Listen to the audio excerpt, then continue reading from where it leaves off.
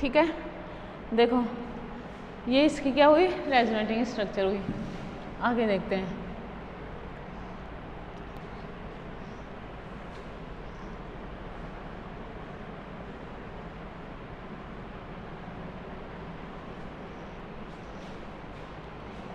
देखो अब क्या है कि जैसे ये क्या करता है, जो बेस है H+ लेता है, फिनोक्साइड आयन बनता है। ठीक है, देखो इधर पहला रीजन समझ में आया ना, रीजन पढ़ रहे हैं ना अपन इसके। ठीक है, पहला रीजन कंप्लीट, एक कंप्लीट हो चुका है ना। अब दूसरा रीजन देखना। मुझे एक बात बताओ, ये फिनोल, ठीक, ये फिनोल, ठीक है। अब ये H+ दे तो ये एसिडिक नेचर का है ना, यही तो एसिडिक नेचर पढ़ रहे हैं अपन इसकी, यही पढ़ रहे हैं ना। ये क्या बना है, फिनोक्साइड आयन।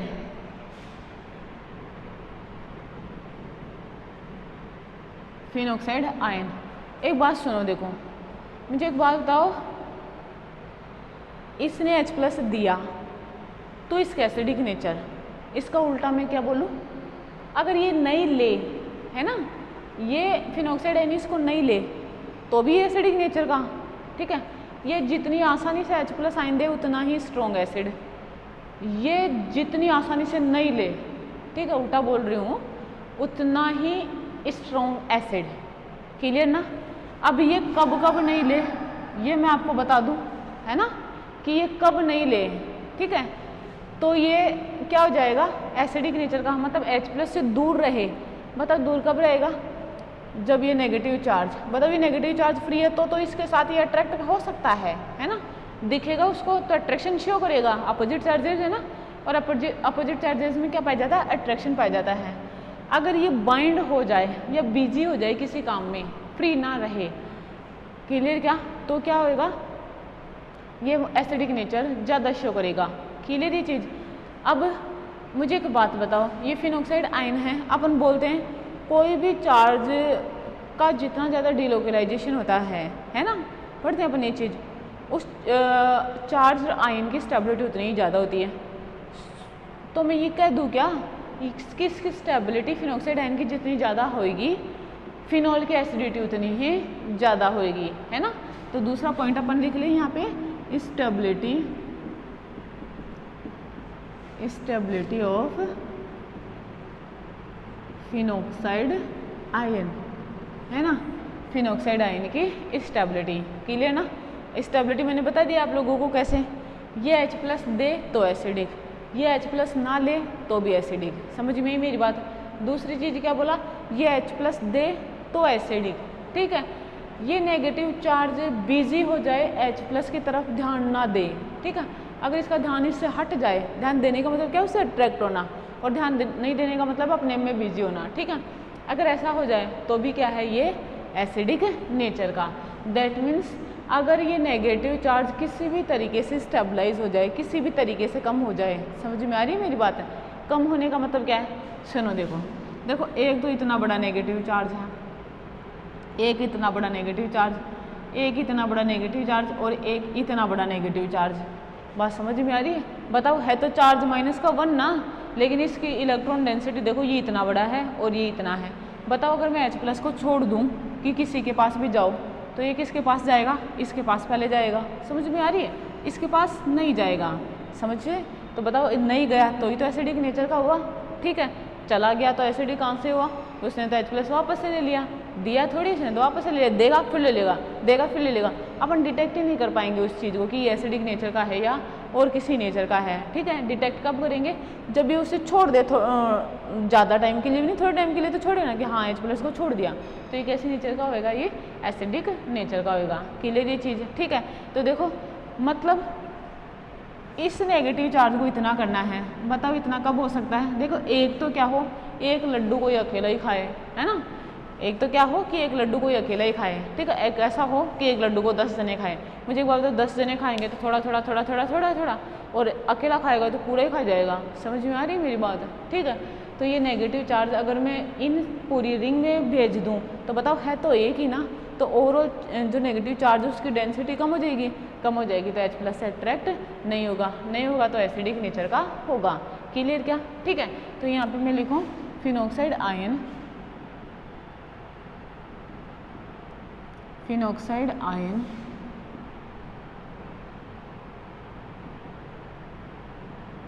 जितना ज़्यादा स्टेबल होगा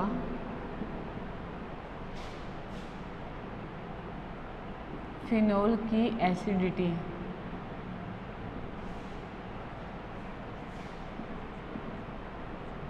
उतनी ही अधिक होगी, है ना। मैंने क्या लिखा? फिनॉक्साइड आयन जितना ज़्यादा स्टेबल होगा फिनोल की एसिडिटी उतनी ही अधिक होगी। क्लियर क्या? ठीक है, अब देखो फिनॉक्साइड, नेक्स्ट पॉइंट देखना, फिनॉक्साइड आयन की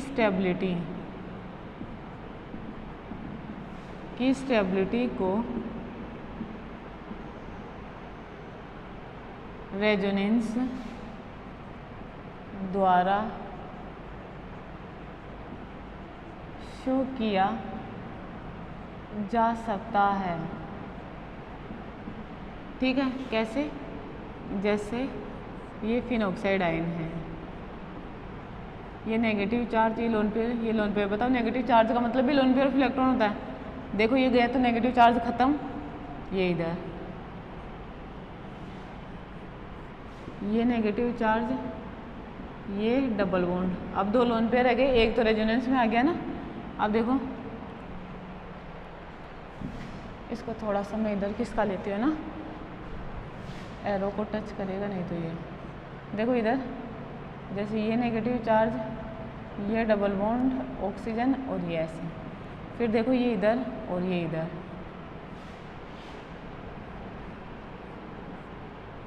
ये नेगेटिव चार्ज, ये नेगेटिव चार्ज, ये ऑक्सीजन। क्लियर ये चीज़? ठीक है, नेक्स्ट देखो ये इधर और ये इधर, ऐसा हुआ तो देखो ये बना नेगेटिव चार्ज, ये डबल बॉन्ड, ये ऐसे। ठीक है, अब देखो ये इधर, ये इधर, रेजोनेटिंग स्ट्रक्चर देखना इसकी इस तरीके से, सॉरी ये नेगेटिव, ये ऐसे, है ना। अगर इसका रेजोनेंस हाइब्रिड बनाऊँ तो कैसे बनाऊँ? ये ऑक्सीजन है ना, अब ये इस तरीके से, ये इस तरीके से क्या रहेगा? डीलोकेलाइज रहेगा। समझ में आई? मतलब देखो 6 तो कार्बन है ना और एक ऑक्सीजन पर डीलोकेलाइज है, लेकिन देखो अगर इनकी स्टेबल रेजोनेटिंग स्ट्रक्चर की बात करें ना, स्टेबल रेजोनेटिंग है ना, रेजोनेटिंग स्ट्रक्चर वो या तो ये है या फिर ये है। क्यों? क्योंकि मोर इलेक्ट्रोनेगेटिव एटम पर ही हमेशा नेगेटिव चार्ज आता है। समझ रहे हो आप लोग? ठीक है सॉरी, लेस इलेक्ट्रोनेगेटिव एटम पर कभी भी नेगेटिव चार्ज नहीं आता है। ठीक है, देखो क्या कर दिया यहाँ पे, तो लेस इलेक्ट्रोनेगेटिव एटम पर आ गया, लेकिन ओवरऑल क्या है कि जो नेगेटिव चार्ज है रेजोनेंस के कारण क्या होता है, पूरी रिंग में डीलोकेलाइज रहता है, और इस कारण क्या होता है, फिनोल क्या शो करते हैं, एसिडिक नेचर शो करता है, क्योंकि H प्लस आयन देने के बाद है ना। अब स्टेटमेंट क्या लिखोगे? फिनॉक्साइड आयन स्टेबल होता है और देखो रेजोनेंस द्वारा शो किया जा सकता है, ये लिखा।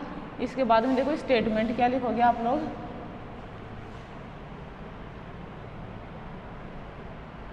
इसके बाद में स्टेटमेंट क्या लिखोगे कि रेजोनेंस के कारण जो ऑक्सीजन पर नेगेटिव चार्ज है वो उसकी इलेक्ट्रॉन डेंसिटी क्या हो जाती है, ओवरऑल कम हो जाती है, जिसके कारण H प्लस फिनॉक्साइड आयन से नहीं जुड़ पाता है और ये एसिडिक नेचर शो करता है। बोलते फिनोल इस कारण से एसिडिक नेचर शो करता है। ठीक है, तो यहाँ पे लिख दो मैं, फिनॉक्साइड आयन में नेगेटिव चार्ज संपूर्ण रिंग में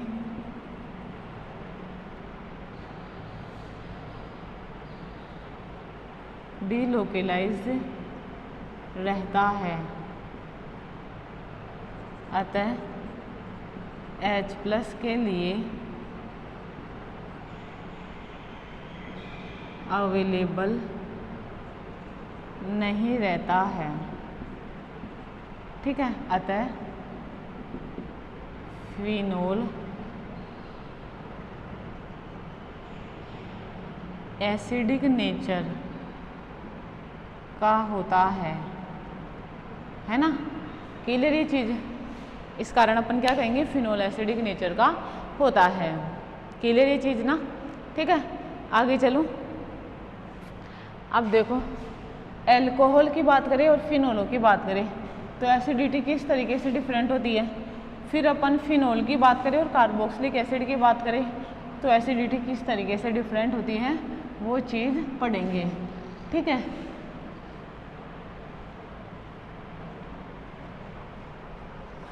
देखो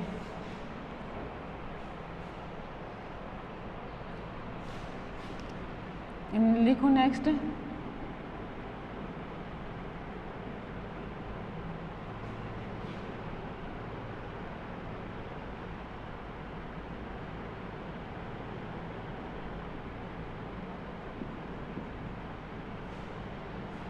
कंपैरिजन इन बिटवीन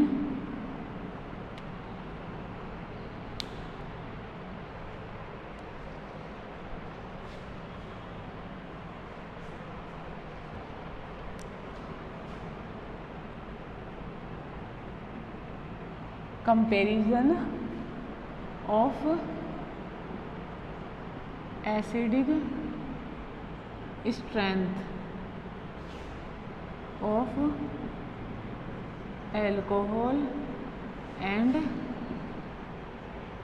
फिनोल, है ना।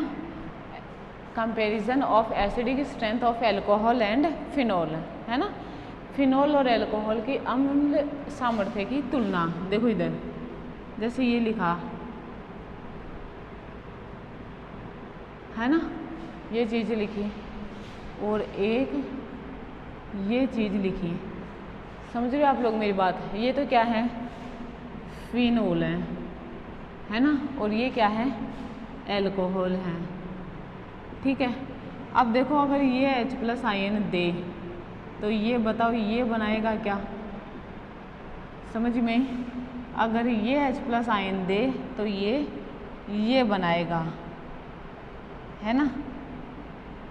ठीक है, बताओ फिनोल H+ आयन दे तो ये फिनोक्साइड आयन बनाएगा, ये H+ आयन दे तो ये एल्कोक्साइड, ये क्या है, एल्कोक्साइड आयन, और ये क्या है, फिनोक्साइड आयन, है ना। ये क्या है, फिनोक्साइड आयन। क्लियर क्या? अब मुझे एक बात बताओ, जो एल्कोक्साइड आयन आया है ना, एल्कोक्साइड आयन बना है, उसमें क्या है, ऑक्सीजन पर नेगेटिव चार्ज है। ठीक है, और जन्मजात वो ऑक्सीजन पर ही, मतलब जन्मों जन्मों तक ऑक्सीजन पर ही बना रहता है ना। ऐसे ही रहेगा, कहाँ जाएगा, और ये तो लेगा ही नहीं। ठीक है, इसके लेने की टेंडेंसी नहीं होती है, लेस इलेक्ट्रोनेगेटिव होता है। अगर ये यहीं पे बना रहे तो बताओ H+ आया इसकी तरफ तो H+ क्या कर लेगा, H+ ले लेगा इसको, मतलब सॉरी ये H+ को ले लेगा। क्लियर? बताओ लिया तो एसिडिक नेचर कहाँ से हुई, समझ में आ रही?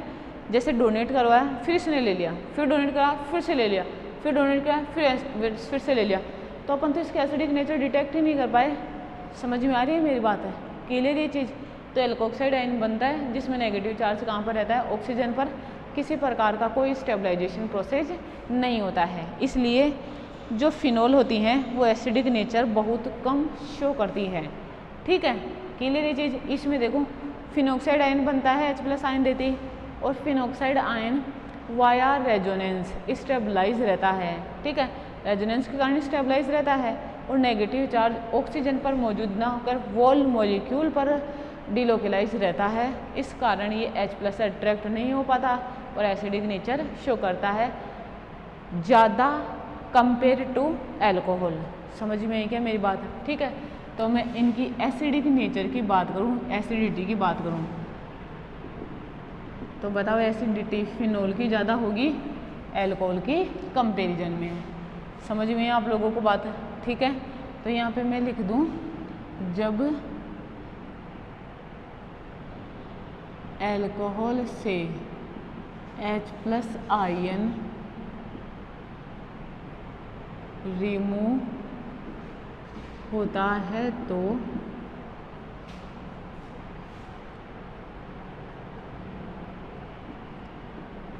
एल्कोक्साइड आयन का निर्माण होता है ना। जब एल्कोहल से H+ आयन रिमूव होता है तो एल्कोक्साइड आयन का निर्माण होता है। ठीक है, जिसमें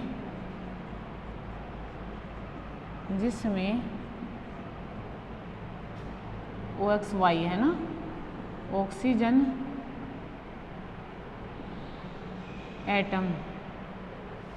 ऑक्सीजन एटम पर नेगेटिव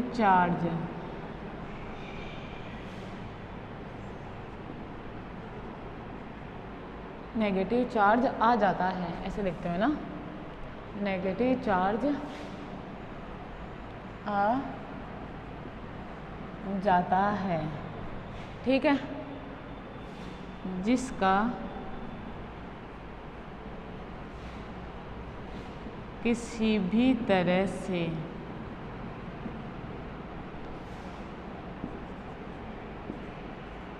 कोई स्टेबलाइजेशन नहीं होता है ना। देखो मैंने क्या लिखा, जब एल्कोहल से H+ आयन रिमूव होता है तो एल्कोक्साइड आयन का निर्माण होता है, जिससे ऑक्सीजन एटम पर नेगेटिव चार्ज आ जाता है, जिसकी किसी भी तरह से कोई स्टेबलाइजेशन नहीं होता है। ठीक है, दूसरी चीज़, जबकि फिनोल H+ आयन रिमूव करके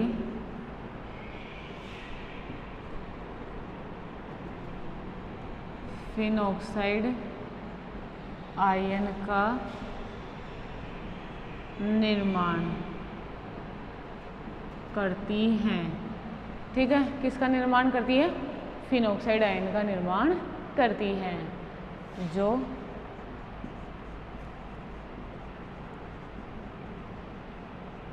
रेजोनेंस द्वारा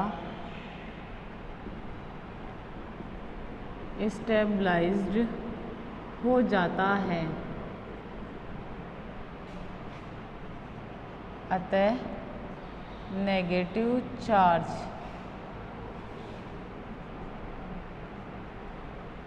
ऑक्सीजन एटम, आगे देखो, oxygen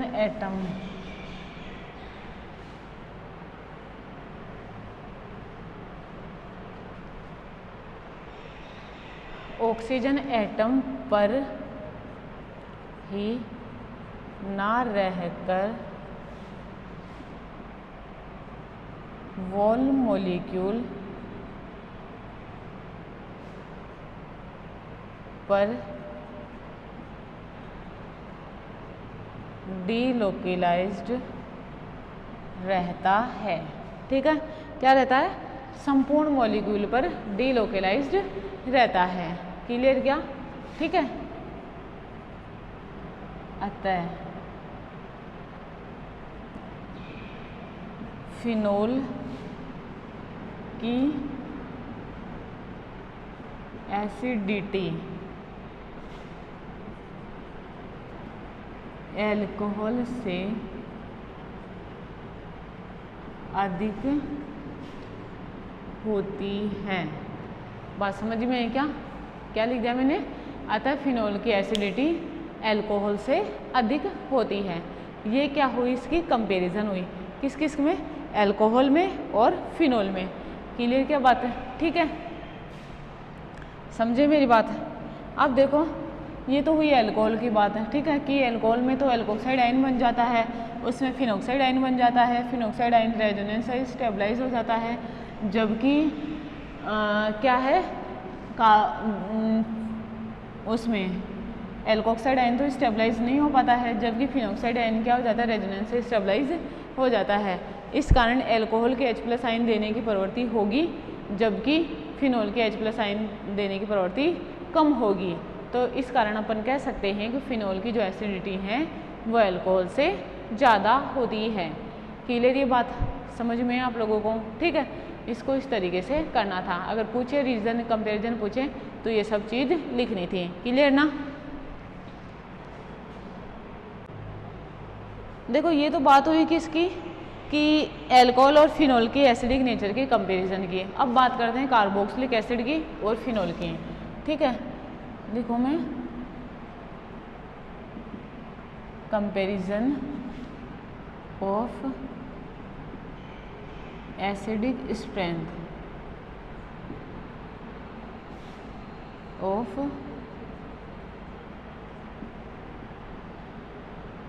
carboxylic acid and phenol. ठीक है, नेक्स्ट देखो ये कार्बोक्सिलिक एसिड और फिनॉल की एसिडिक स्ट्रेंथ की कंपैरिजन। ठीक है, चलो बना देते हैं। जैसे ये बनाया फिनॉल, है ना, करके देख रहे थे, सीधी सी बात है, पेन चलाओ। ऑर्गेनिक केमिस्ट्री का मतलब होता है पेन चलाओ। और ये बना लिया कार्बोक्सिलिक एसिड, है ना, ये क्या है, फिनॉल, और ये क्या है,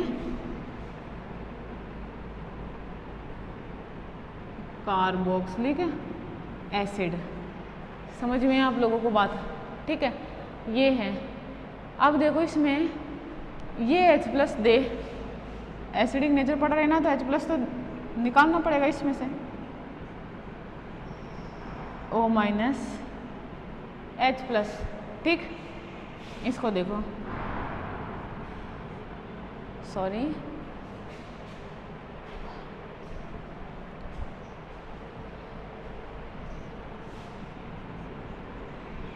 ये डबल बॉन्ड और ये माइनस और ये H+। क्लियर बात?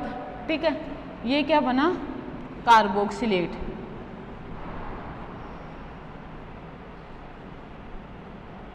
क्या नाम है इसका, कार्बोक्सिलेट आयन। ठीक है, अब मुझे एक बात बताओ, जो फिनॉक्साइड आयन है ये, है ना, ये लोन पेयर ऑफ इलेक्ट्रॉन, ये इस तरीके से,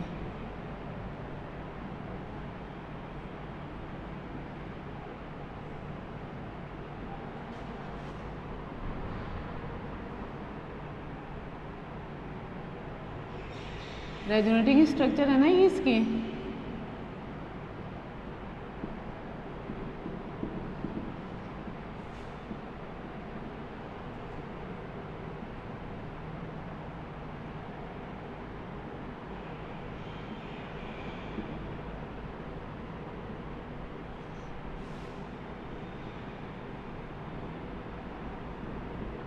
है ना, ये क्या है, इसकी रेजोनेटिंग स्ट्रक्चर है, किसकी, फिनॉक्साइड आयन की, है ना।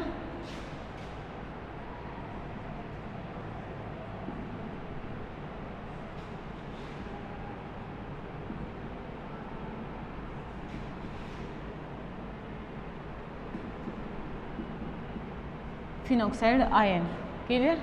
अब देखो ये क्या है, कार्बोक्सिलेट आयन, है ना, कार्बोक्सिलेट है ना, देखो इसमें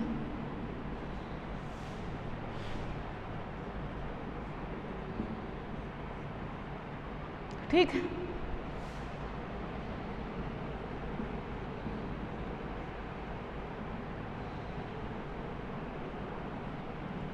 ये क्या बन गया, कार्बोक्सिलेट आयन की रेजोनेटिंग स्ट्रक्चर।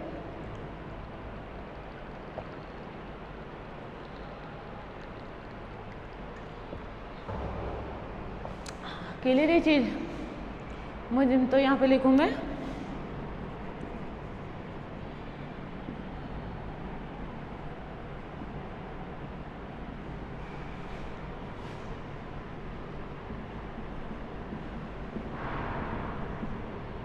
कार्बोक्सिलेट आयन, है ना, ऐसा है resonating structure of carboxylate ion. अब मुझे एक बात बताओ, ये जो रेजोनेटिंग स्ट्रक्चर आप लोग देखते हो, है ना, ये इसमें जो फिनोक्साइड आयन की बनी है, देखो रेजोनेटिंग स्ट्रक्चर ये सब है ना, तो उसमें देखो ऑक्सीजन परमाणु पर नेगेटिव चार्ज है ना, और साथ में देखो कार्बन परमाणु पर भी तो नेगेटिव चार्ज है। और बताओ ऐसा अगर रेजोनेंस में हो कि मोर इलेक्ट्रोनेगेटिव स्पीसीज के साथ लेस इलेक्ट्रोनेगेटिव स्पीसीज पर भी क्या है, नेगेटिव चार्ज है, तो वो उसकी स्टेबिलिटी को क्या होता है, कम करने वाला होता है। ठीक है, दूसरी चीज़ देखो, इसमें ऑक्सीजन पर नेगेटिव चार्ज, ऑक्सीजन पर नेगेटिव चार्ज, कार्बन पर नेगेटिव चार्ज नहीं है।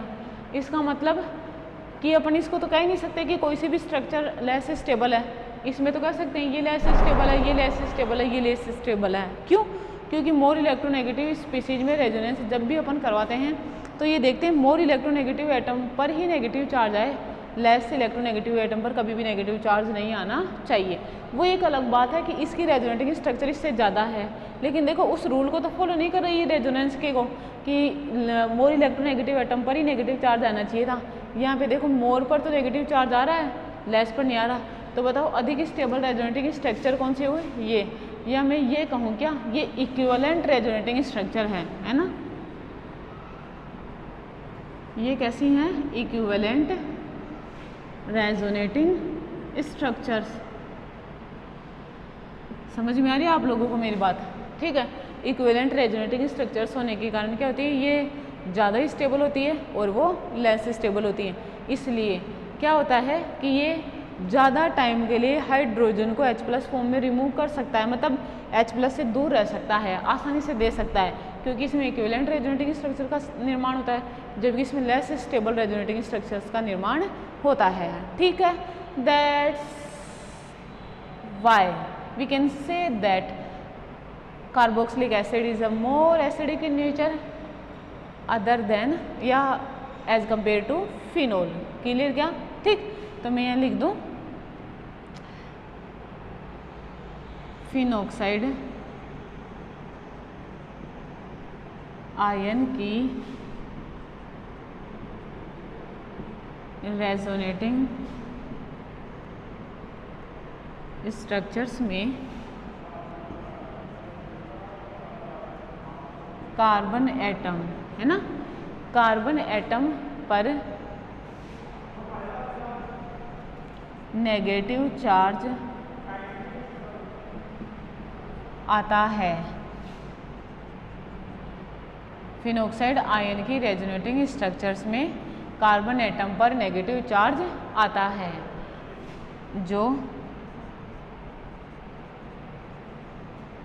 रेजोनेंस रूल के अकॉर्डिंग नहीं है ना, जो क्या है, रेजोनेंस रूल के अकॉर्डिंग नहीं है। रेजोनेंस रूल का मतलब क्या होता है कि मोर इलेक्ट्रोनेगेटिव एटम पर क्या होना चाहिए, ठीक है, मोर इलेक्ट्रोनेगेटिव एटम पर क्या होना चाहिए, नेगेटिव चार्ज होना चाहिए, और लेस इलेक्ट्रोनेगेटिव एटम पर पॉजिटिव चार्ज होना चाहिए। ठीक है, देखो लिखूँ मैं यहाँ पे इस चीज़ को, रूल के अकॉर्डिंग नहीं है, दैट मीन्स क्या चार्ज आता है जो रूल के अकॉर्डिंग नहीं है, अतः दैट मीन्स को हटाऊँ, अतः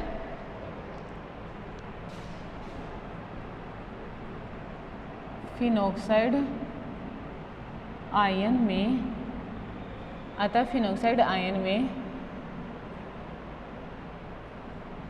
लेस स्टेबल रेजोनेटिंग स्ट्रक्चर्स का निर्माण होता है। ठीक है, किसका निर्माण होता है, लेस स्टेबल रेजोनेटिंग स्ट्रक्चर्स का निर्माण होता है। अतः यहाँ पे लिखूं अतः या लिखो जबकि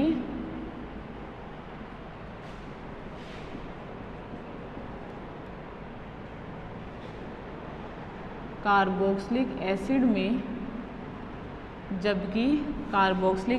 में रेजोनेंस द्वारा इक्विवेलेंट स्टेबल रेजोनेटिंग स्ट्रक्चर का निर्माण होता है। ठीक है, क्या लिखा? जबकि कार्बोक्सिलिक एसिड में रेजोनेंस द्वारा इक्विवेलेंट स्टेबल रेजोनेटिंग स्ट्रक्चर्स का निर्माण होता है, अतः इनके बनने की पॉसिबिलिटी फिनॉक्साइड आयन से कहीं ज़्यादा होती है। क्लियर? क्या है? अतः इनके बनने की पॉसिबिलिटी फिनॉक्साइड आयन से ज़्यादा होती है। क्लियर ये चीज़? ठीक है।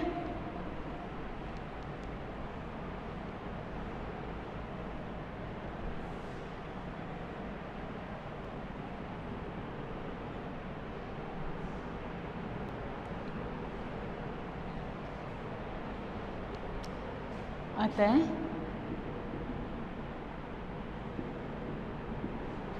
कार्बोक्सिलिक एसिड की एसिडिटी फिनोल से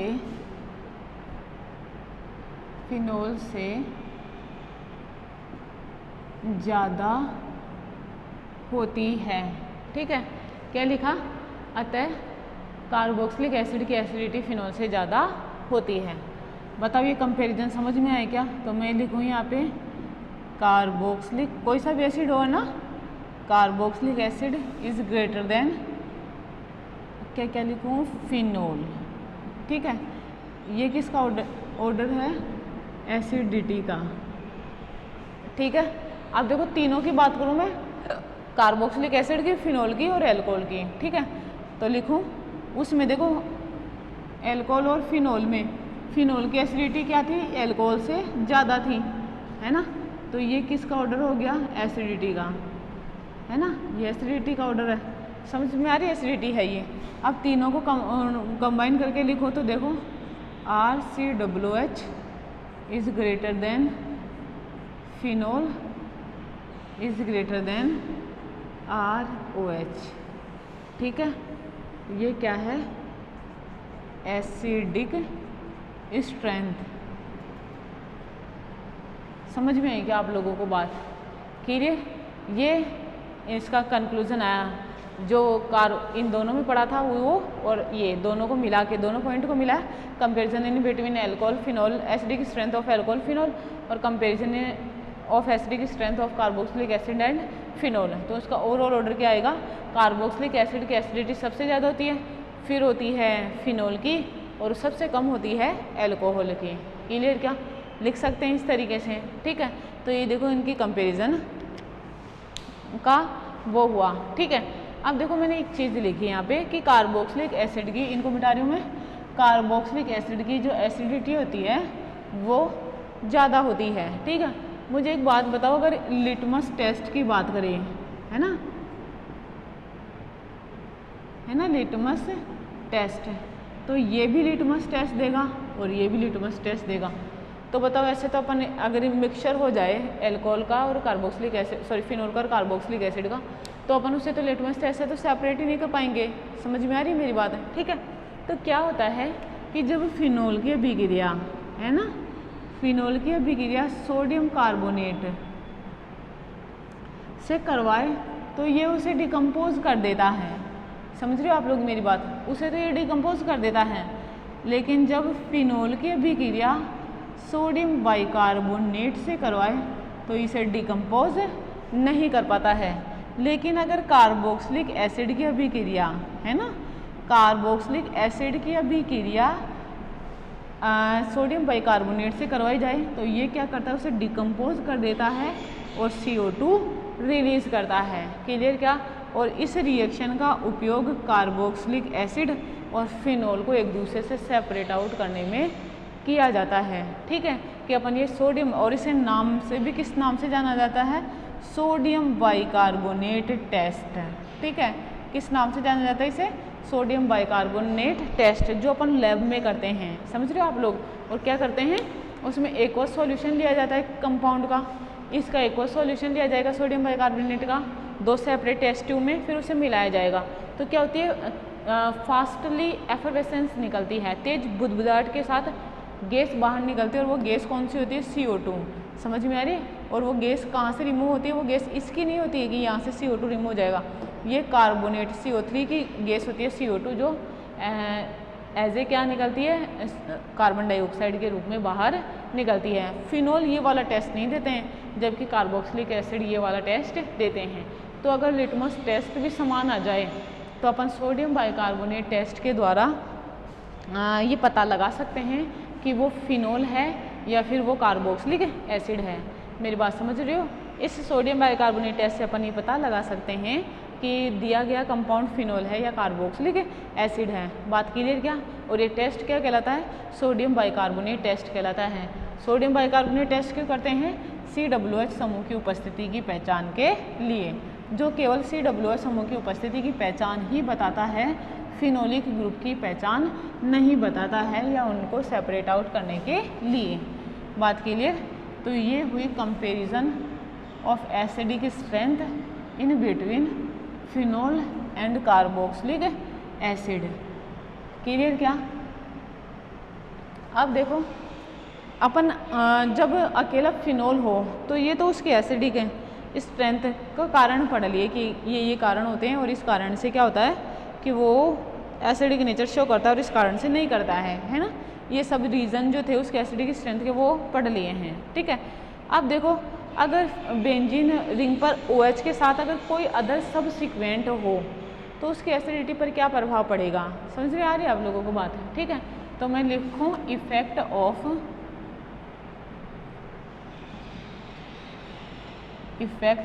सब सीक्वेंट।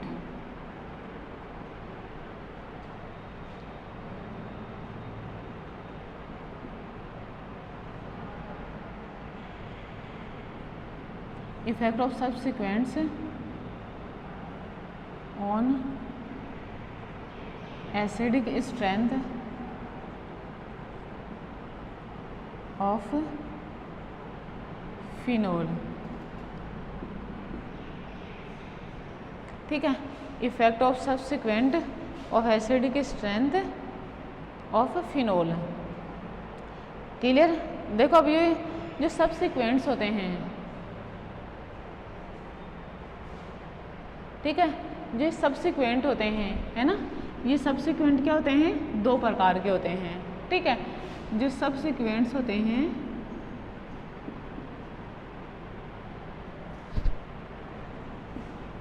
ये क्या होते हैं,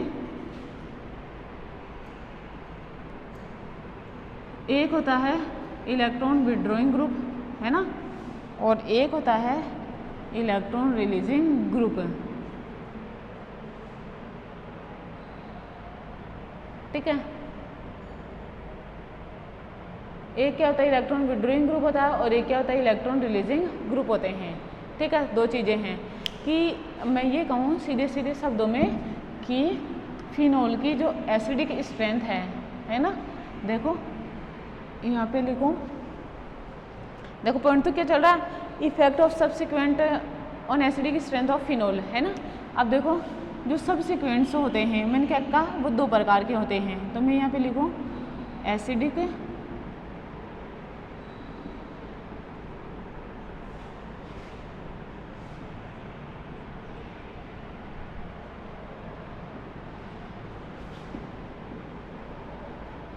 फिनोल। ठीक है, अब क्या कहा, ये प्रभावित होती है किससे? दो प्रकार के सब सीक्वेंस से। एक होता है इलेक्ट्रॉन विड्रॉइंग ग्रुप और एक होता है इलेक्ट्रॉन रिलीजिंग ग्रुप। ठीक है, देखो एक तो क्या होता है इलेक्ट्रॉन विड्रॉइंग ग्रुप, जिसे क्या कहते हैं अपन EWG कहते हैं, है ना।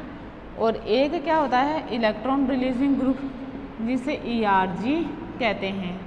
बात मेरी समझ में आ रही है क्या? ठीक है, एक तो क्या लिखा इलेक्ट्रॉन विड्रॉइंग ग्रुप EWG और एक क्या लिखा इलेक्ट्रॉन रिलीजिंग ग्रुप है। समझ में आप लोगों को बात है? ठीक है, ये दोनों ग्रुप अगर प्रेजेंट हो, दोनों हो सकते हैं रिंग में, समझ में आ रही है आप लोगों को बात है? ठीक है, तो अगर ये दोनों ग्रुप प्रेजेंट हो किसी भी फिनोल में एरोमेटिक रिंग में, समझ रहे हो आप लोग मेरी बात है? ठीक है, तो ये क्या कर देते हैं फिनोल की एसिडिक स्ट्रेंथ को प्रभावित करते हैं। दोनों ग्रुप में से अगर कोई सा भी हो तो एसिडिक स्ट्रेंथ को प्रभावित करते हैं। अब प्रभावित करने से मतलब क्या है? कोई तो ग्रुप ऐसा है इसमें से जो एसिडिक स्ट्रेंथ को बढ़ा देता है, कोई ग्रुप ऐसा है जो इसकी एसिडिक स्ट्रेंथ को कम कर देता है। बात समझ में? ठीक है, अब देखो कम कौन सा करेगा और बढ़ाएगा कौन सा, बताओ। इनका मतलब क्या होता है? इलेक्ट्रॉनों को अपनी तरफ अट्रैक्ट करने वाले ग्रुप, और इनका मतलब होता है इलेक्ट्रॉनों को अपने से दूर करने वाले ग्रुप, है ना। ये इन ग्रुप का मतलब होता है, ये इलेक्ट्रॉन डोनेटिंग ग्रुप होते हैं और ये इलेक्ट्रॉन एक्सेप्टर ग्रुप होते हैं। ये इलेक्ट्रॉनों को अपनी तरफ अट्रैक्ट करते हैं, जबकि ये क्या करता है इलेक्ट्रॉनों को डोनेट करता है। क्लियर? ठीक है, अब मुझे एक बात बताओ, ये तो लेगा इलेक्ट्रॉन पेयर और ये देगा, तो अगर ऐसा हो, ठीक है, देखो मैं तीन चीज़ें लिखती हूँ। जैसे मैंने एक तो ये लिखा, क्या है नॉर्मल फिनोल, एक मैंने ये लिख दिया इलेक्ट्रॉन विड्रॉइंग ग्रुप, है ना, एक मैंने लिख दिया इलेक्ट्रॉन रिलीजिंग ग्रुप। समझ में मेरी बात? मुझे एक बात बताओ, इसका तो कोई लेना देना ही नहीं है ना। मतलब जितनी इलेक्ट्रॉन डेंसिटी है उतनी इलेक्ट्रॉन डेंसिटी इस पर मौजूद है। जबकि इसकी बात करें तो ये इलेक्ट्रॉन डेंसिटी लेगा, बताओ इस ग्रुप की, इस ग्रुप के कारण ये दे रहा है, इसके कारण भी ये दे रहा है, लेकिन ये ले रहा है ना, इसके कारण ये दे रहा है और ये भी दे रहा है। समझे मेरी बात है? क्लियर? क्या मतलब ये जो दिया उसको इसने वापस ले लिया, समझ में? ठीक है, अब इसने दी और इसने भी दी, ठीक है। बताओ अगर इसकी देने की टेंडेंसी इससे ज़्यादा हो, सुनना, अगर इसकी देने की टेंडेंसी इससे ज़्यादा हो तो बताओ जो फिनोल है, ये जो रिंग है, इसकी तो लेने की टेंडेंसी एक लिमिट तक ही तो है। तो ये मुझे एक बात बताओ 100% ले सकता है। अगर इसने 80% दे दिया तो ये इससे 20% ही तो लेगा। समझ में आ रही? और यहाँ देखो, यहाँ पूरा का पूरा 100 था, वो यही दे रहा था। समझ रहे हो ये चीज़? ठीक है, वो किसी भी कारण से हो सकता है कि इसने इतनी दे दी, ठीक है। तो मुझे एक बात बताओ, यहाँ से लेने की टेंडेंसी इसकी इतनी कम हो गई और यहाँ से इतनी बढ़ गई, ठीक। मुझे एक बात बताओ, यहाँ से अगर ऐसा हो गया तो सुनना, बताओ ये देगा कम, तो बताओ हाइड्रोजन से लेगा भी कम। अगर लेगा कम तो H+ को डोनेट भी नहीं करेगा आसानी से, है ना। करेगा तो सही, लेकिन कम करेगा, ऐसे इतनी आसानी से नहीं करेगा। बताओ डोनेट ही नहीं करा तो जो इसकी एसिडिटी है वो भी क्या हो गई? कम हो गई। समझे मेरी बात? ठीक है, इसकी मैं बात करूं, बताओ इसने दिया, बोले मुझे 100% चाहिए, कैसे ही हो। अब ये कहे कि मैं 100% दूंगा, ये बोला मुझे 100% चाहिए, रिंग ने कहा मुझे चाहिए और मुझे रखना है उसको, ये बोला मैं तो दे सकता हूँ भाई, रखने की तो अपनी सोच, है ना। पता चले दे दिया इसने, रास्ते में जा रहा था, मिल गया, दे झपाटरी से वापस ले लिए, क्लियर ना। तो वापस वैसा का वैसा हो गया ना। तो इसने दिया 100% हो गया, लेकिन इसने वापस ले ली, ठीक है। बताओ ले ली तो ये इससे कहेगा और दे मुझे, समझ में? बताओ ये इसको और इलेक्ट्रॉन डेंसिटी देगा तो ये यहाँ से लेगा, अब इस पर कमी होती जाएगी, कमी होती जाएगी तो ये हाइड्रोजन से लेने की टेंडेंसी बढ़ती जाएगी। मैं कहूँ हाइड्रोजन को H+ फॉर्म में देने की टेंडेंसी इसकी बढ़ जाएगी, मतलब इसकी एसिडिटी भी बढ़ जाएगी। किसकी कंपैरिजन में? इसकी कंपैरिजन में। कम हो जाएगी किसके कंपैरिजन में? इसकी कंपैरिजन में। बात क्लियर क्या? ठीक है। अब बताओ इलेक्ट्रॉन विड्रॉइंग ग्रुप कौन से होते हैं और इलेक्ट्रॉन रिलीजिंग ग्रुप कौन से होते हैं। ये तो आप लोगों ने अच्छी तरीके से फर्स्ट ईयर में पढ़ रखे हैं कि आप उनको किस तरीके से आइडेंटिफाई करो कि which one is electron withdrawing group और another is electron releasing group है। क्लियर ना ये वाली बात? तो ये आप लोगों ने किस में पढ़ रखा है? फर्स्ट ईयर में पढ़ रखा है। तो देखो टाइम वेस्ट नहीं करेंगे, फर्स्ट ईयर की बात फर्स्ट ईयर में गई, ठीक है, वो पढ़ चुके हो आप लोग। अभी सेकेंड ईयर की बात है तो जितना है उतना ही बताया जाएगा, ठीक है। ऐसा नहीं है फर्स्ट ईयर का आप जो भी पॉइंट आए आप लोग वापस से रिवाइज करवाया जाए, ऐसा नहीं हो सकता है, ठीक है। नहीं तो ये वाला सिलेबस हो जाएगा, इसे क्या आप थर्ड ईयर में करोगे फिर, ठीक है। तो वो चीज़ है। तो फर्स्ट ईयर की बात मैं जैसे बोलूँ फर्स्ट ईयर में है तो आप एक बार एक काम हो सकता है, अगर आप फर्स्ट ईयर का थोड़ा सा पढ़ लो अपने आप से तो ज़्यादा अच्छी तरीके से समझ में आ सकता है, नहीं तो फिर आपके ऊपर है आप किस तरीके से समझना चाहते हैं, ठीक है। देखो सबसे पहले मैं लिखूं इलेक्ट्रॉन विड्रॉइंग ग्रुप का प्रभाव, है ना, यहाँ पे लिखूं इलेक्ट्रॉन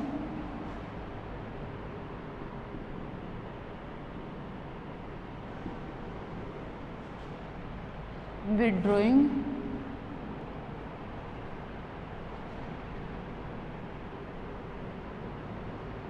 ग्रुप का प्रभाव।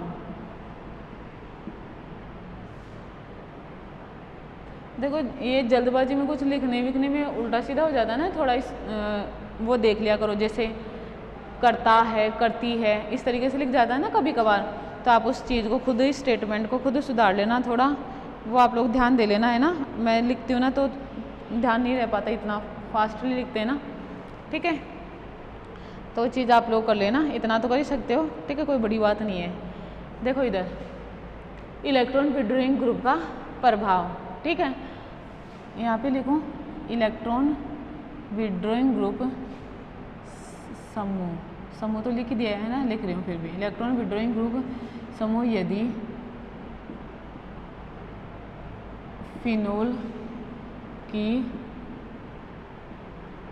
बेंजीन रिंग में उपस्थित हो तो वे रिंग को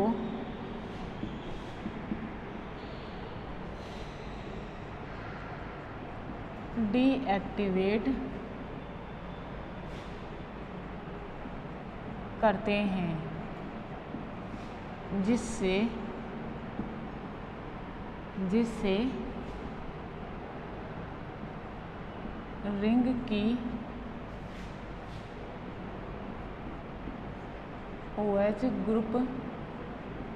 से इलेक्ट्रॉन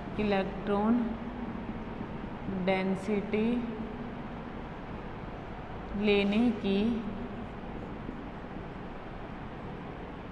टेंडेंसी बढ़ जाती है, ठीक है, जिससे इलेक्ट्रॉन विड्रॉइंग ग्रुप, जिससे OH ग्रुप से इलेक्ट्रॉन डेंसिटी लेने की टेंडेंसी बढ़ जाती है, ठीक है। देखो मैंने क्या लिखा, इलेक्ट्रॉन विड्रॉइंग समूह यदि फिनोल की बेंजीन रिंग में उपस्थित, मतलब बेंजीन रिंग पर कहीं पर भी बेंजीन रिंग में उपस्थित हो तो वे रिंग को डीएक्टिवेट करते हैं, जिससे रिंग की OH ग्रुप से इलेक्ट्रॉन डेंसिटी लेने की टेंडेंसी बढ़ जाती है। क्लियर ना इतना?